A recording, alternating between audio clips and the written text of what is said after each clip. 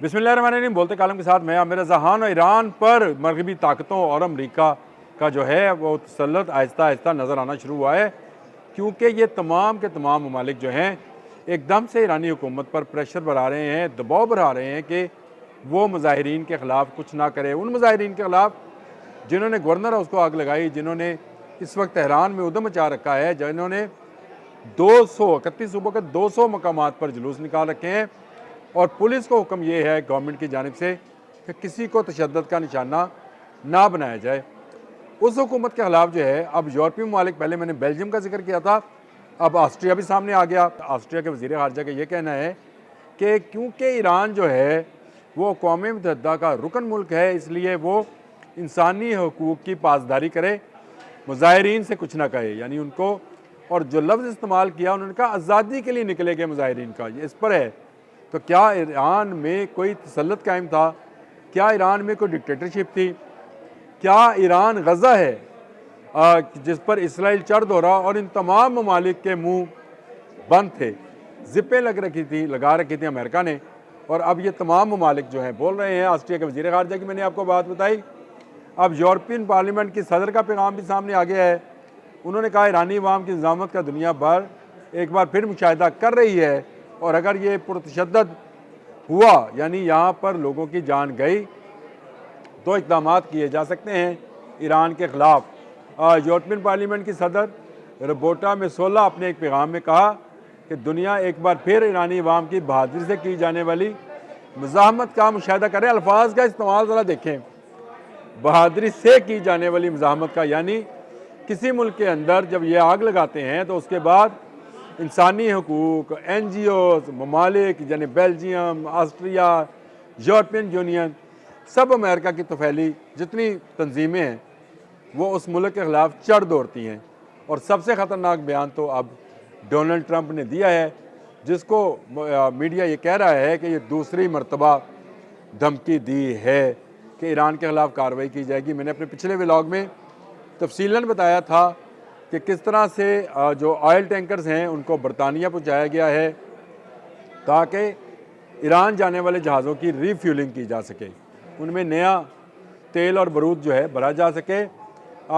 ये एक ईरान में एहतजाजी तहरीक के 13वें रोज़ अमरीकी सदर, मैं पढ़ के सुना देता हूँ आपको, अमरीकी सदर डोनाल्ड ट्रंप ने एक बार फिर धमकी दी है कि अगर मुजाहिरीन के ख़िलाफ़ ताकत का इस्तेमाल किया गया, यानी मुजाहिरीन जो मर्ज़ी करें, उनके खिलाफ ताकत का इस्तेमाल आप नहीं कर सकते हैं, और इन्हें कत्ल किया गया तो अमेरिका सख्त कार्रवाई करेगा। सहाफ़ी ह्यू हेवर्ट को दिए गए एक इंटरव्यू में ट्रंप ने कहा कि दर्जनों अफराद इन मुजाहरों के दौरान हलाक हो चुके हैं, और इनका मज़ीद कहना था कि कुछ लोग मुजाहिरीन को मुंतशिर करने के लिए जो है हलाक किए जा रहे हैं।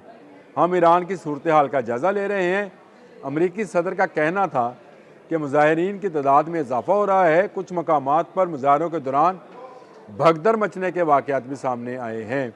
यानी वो तमाम ड्रामा, वो तमाम फिल्म जो है वो क्रिएट कर ली गई है। और ऊपर से अली रज़ा शाह पहलवी, साबिक़ बादशाह के मौजूदा बेटे जो हैं उनका बयान एक्स पर दोबारा आया है, और उन्होंने कहा कि गो के इंटरनेट बंद है लेकिन मैं आवाम के साथ हूँ, आवाम जो है वो निकलें और इस जुल्म के निज़ाम को ख़त्म करे। किस जुल्म के निज़ाम को ख़त्म करे? ईरान ने क्या किसी मुल्क पर हमला किया है?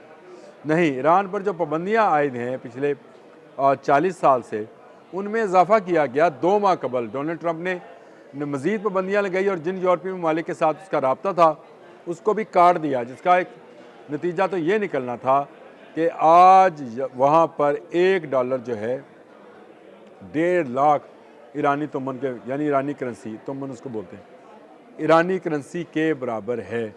इतना बड़ा फ़र्क जब पड़ेगा तो महंगाई का तूफ़ान आएगा, और इसी महंगाई के तूफ़ान को बारूद बनाया गया और उसको चिंगारी दिखाई गई एक इलाके से जो फैलती फैलती आज तेहरान यानी ईरान के दारुल हुकूमत तक पहुँच चुकी है। और बहुत सारी अफवाहें गर्दिश कर रही हैं।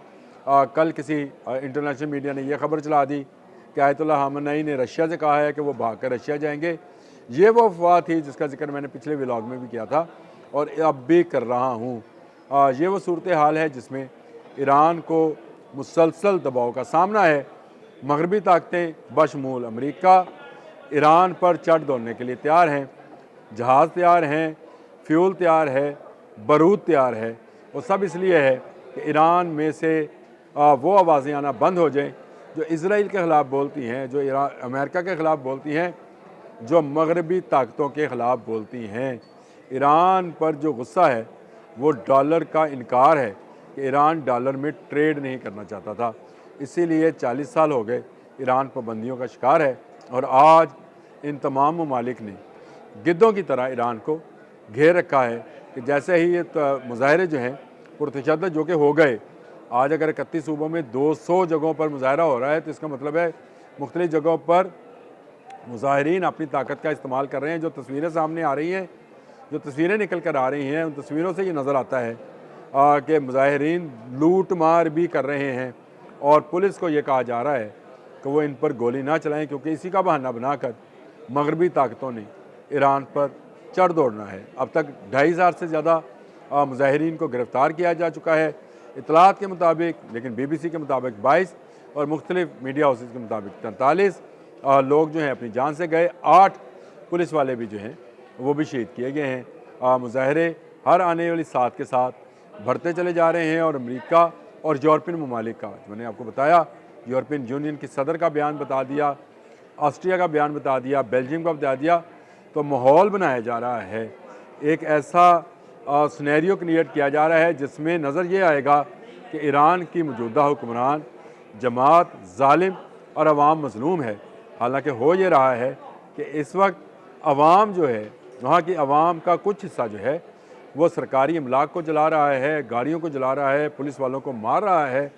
बेशुमार पुलिस वाले ज़ख्मी हैं जिनको ये आर्डर है कि आपने गोली नहीं चलानी है। लेकिन जो इक्का दुक्का वाक़यात हुए, जो रिपोर्ट हो रहे हैं, जो वीडियोज़ आ रही हैं, उसमें नज़र आ रहा है कि बहुत सारे मुजाहिरीन जो हैं वो मुसल्ला भी हैं और वो आयतुल्लाह खamenei को जो है मुल्क से निकालना चाहते हैं और रज़ा शाह पहलवी को लाना चाहते हैं। ये सूरत हाल हर आने वाले घंटे के साथ तब्दील होती चली जा रही है। ईरान मुसलसल दबाव में है और किसी वक्त भी ईरान पर वो ताकतें जो 79 के इस्लामी इनकलाब से पहले मौजूद थीं वापस ईरान आ जाएंगी और फिर ईरान में एक मगरबी कल्चर को फ़रोग़ शुरू होगा और ईरान का पेट्रोल वेनेज़ुएला की तरह अमेरिका के ज़ेर इस्तेमाल आ जाएगा, क्योंकि अमेरिका की मदद से वहाँ हुकूमत कायम की जाएगी। तो वहाँ के मिनरल्स, वहाँ की माइंस, वहाँ की मादनियात तमाम की तमाम जो हैं उस पर अमेरिकी कंपनियों की अजारादारी हो जाएगी। खलीज फ़ारस में भी अमेरिकी बहरी बेड़े मौजूद होंगे जो वहाँ पर आने और जाने वाले जहाज़ों से टैक्स वसूल किया करेंगे। ये वो सूरत हाल है जिसको अगर आप ओपन माइंडली उसका तकाबल करें तो ये वेनेज़ुएला जैसी सूरत हाल तो नहीं है कि वहाँ पर हंगामे नहीं थे, लेकिन यहाँ पर लीबिया जैसी सूरत हाल है। लीबिया में लोगों को पहले मुजाहरों पर उभारा गया और उसके बाद वहाँ पर कब्ज़ा कर लिया गया। अल्लाह ताला ईरान की खैर करे। ईरान कभी किसी के ज़ेर तसल्लुत नहीं रहा, हज़ारों सालों से एक आज़ाद मुल्क है और हम उसकी आज़ादी का एहतराम करते हैं। अब तक के लिए इतना ही। अल्लाह हाफ़िज़।